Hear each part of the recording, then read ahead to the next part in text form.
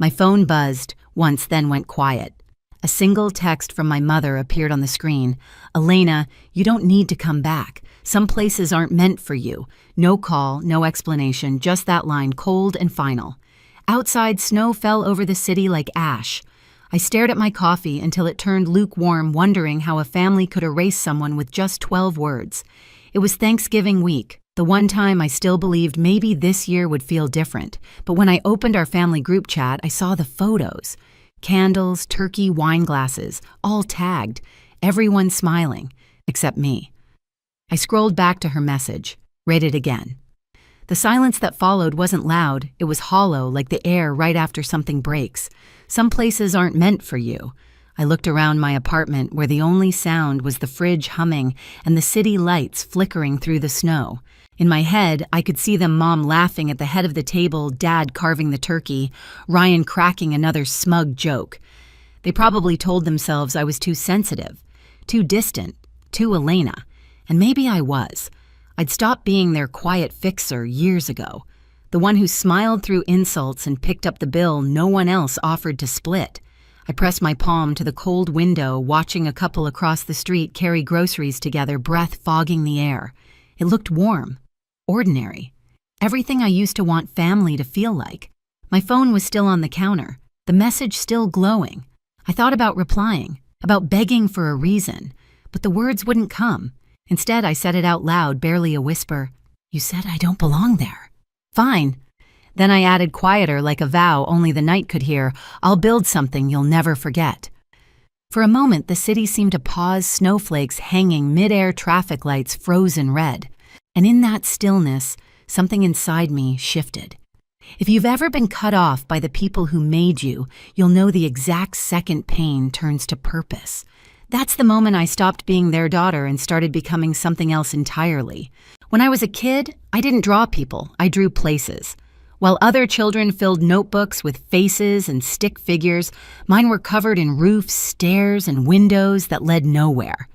I liked how buildings made sense. You could design where things belonged. People weren't like that. My parents never really saw it as talent.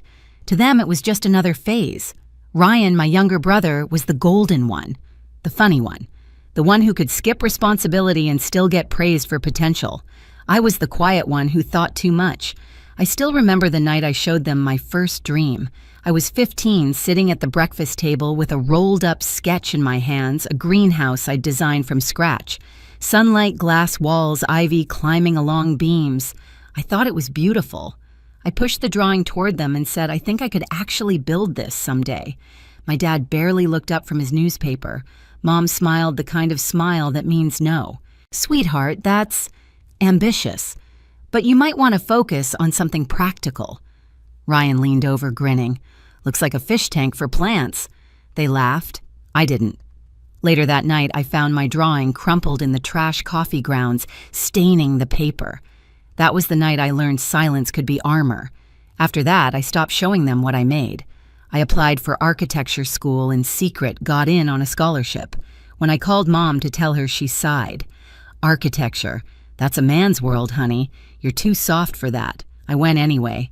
3 jobs, secondhand furniture, black coffee, and cold bagels for years. When I finally graduated, I thought they'd be proud. They weren't.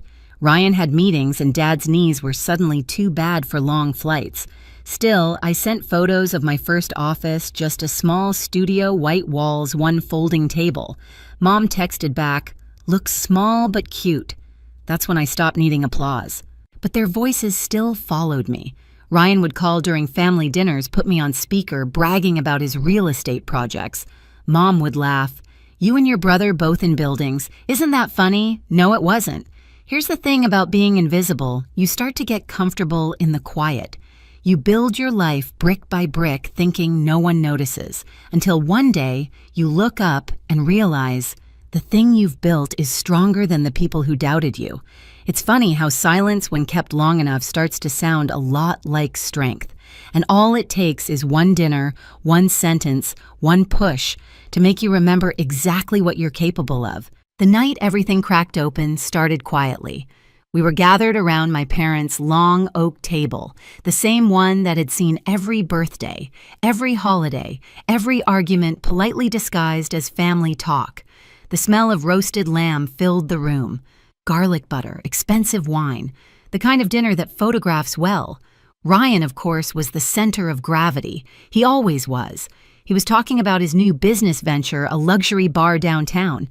Everyone leaned in like he was presenting the cure for boredom.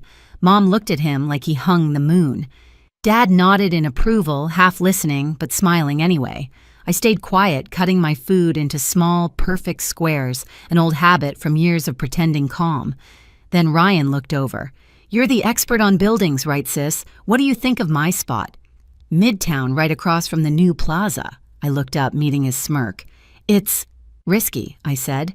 "High rent, not much foot traffic after 9. You'd need a solid draw to keep it alive."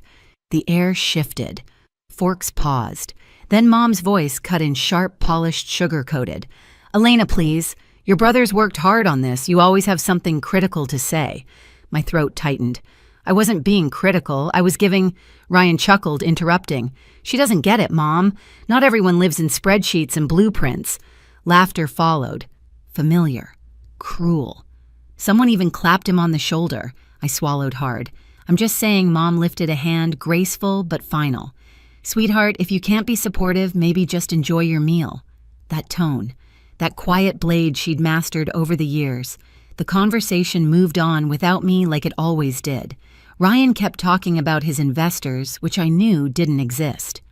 Dad kept nodding. My aunt refilled glasses, and me, I just sat there small again, 15, watching another dream go in the trash. When I finally pushed back my chair, the legs scraped against the tile loud and raw. Everyone looked up. "You know what I said?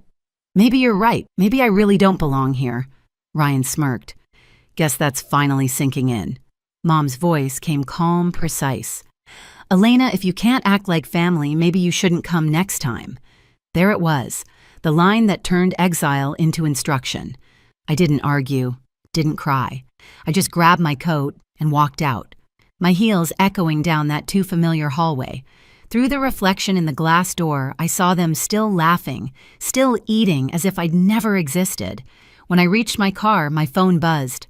A message from Mom, "Don't come back until you learn to respect your brother."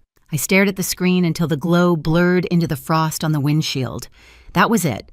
The moment the warmth finally burned out and something colder, cleaner, stronger took its place. The days after that dinner passed in a kind of quiet blur. I didn't call anyone.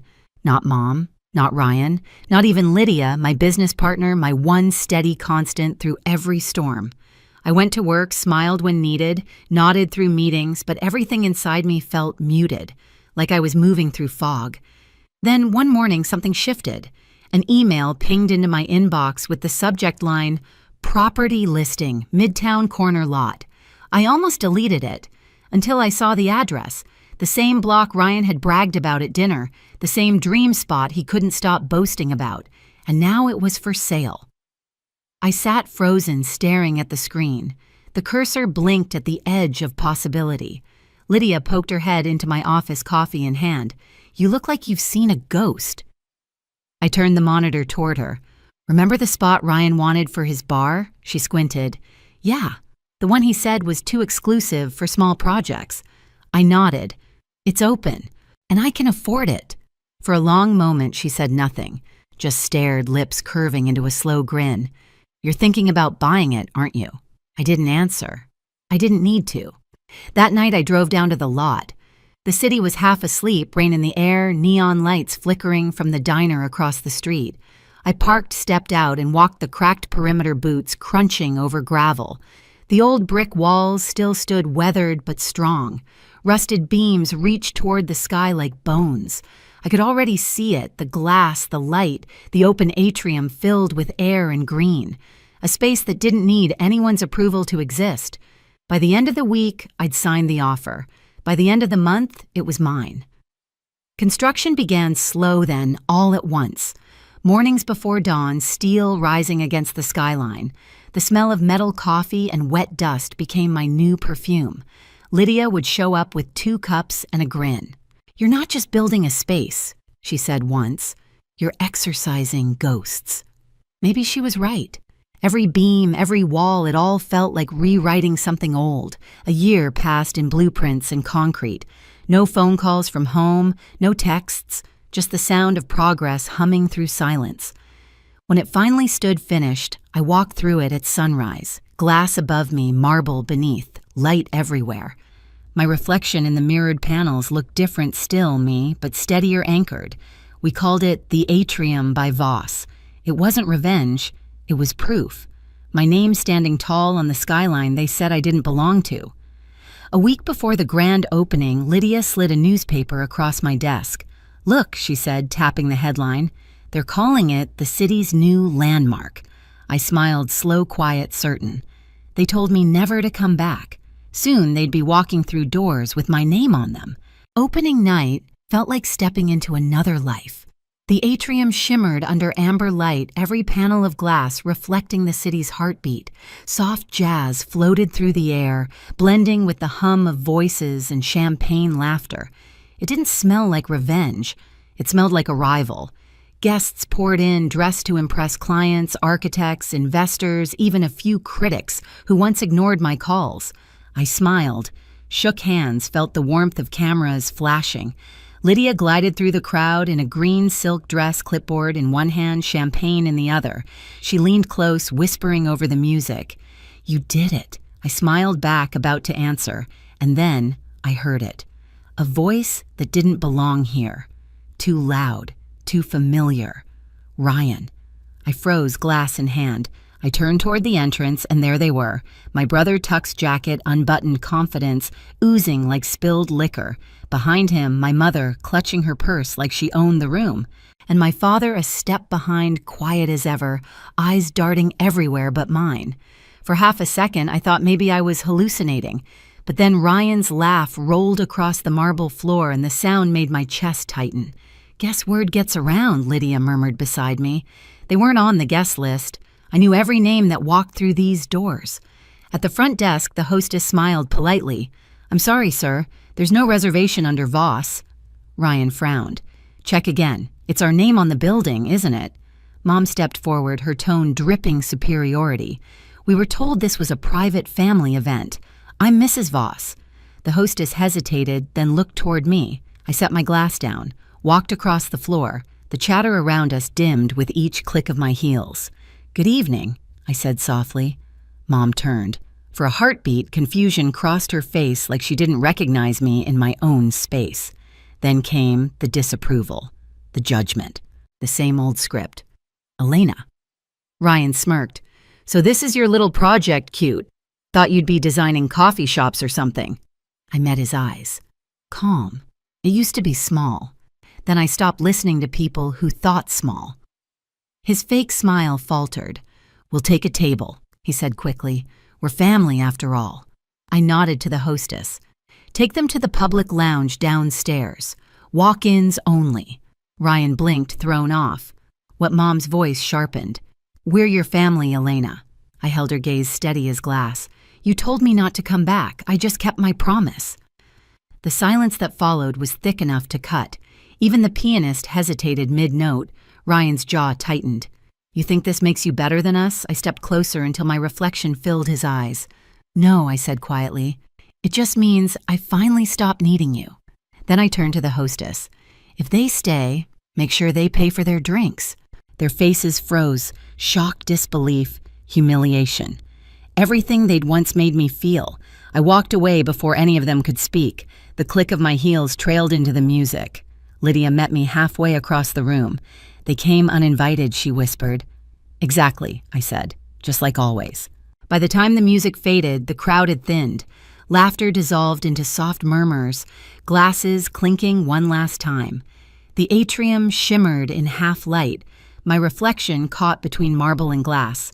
I slipped away to the upper terrace, heels in one hand, champagne in the other. Below me, the city glowed streets like silver veins, headlights threading through the night. Through the glass roof, I could still see them.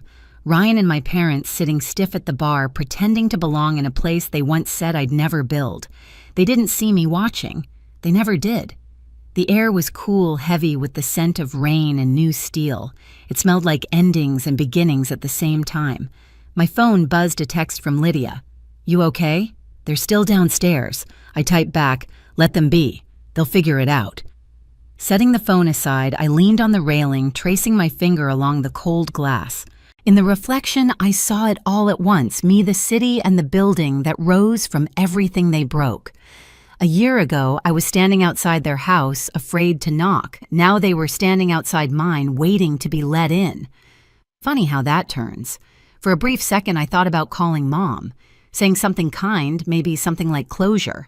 But then her old message replayed in my mind, "Some places aren't meant for you." Maybe she was right.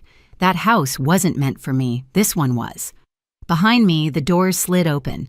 Lydia stepped out, coat draped over her arm, hair tousled from the night.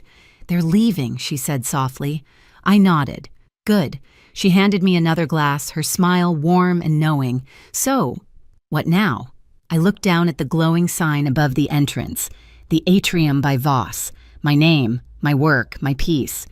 Now I said I build things that don't need anyone's permission to stand. Lydia clinked her glass against mine. To that. We stood there for a moment, two silhouettes against the skyline. Then I turned toward the elevator, ready to go home. My phone buzzed again, an unknown number, a message. "Your place is beautiful. I didn't know. Mom." I smiled, set the phone face down on the railing, and left it there. Because some stories don't need replies. If you've ever had to build peace from the pieces someone else left behind, trust me, you're not the only one. Share your story in the comments. And don't forget to subscribe so you never miss the next one.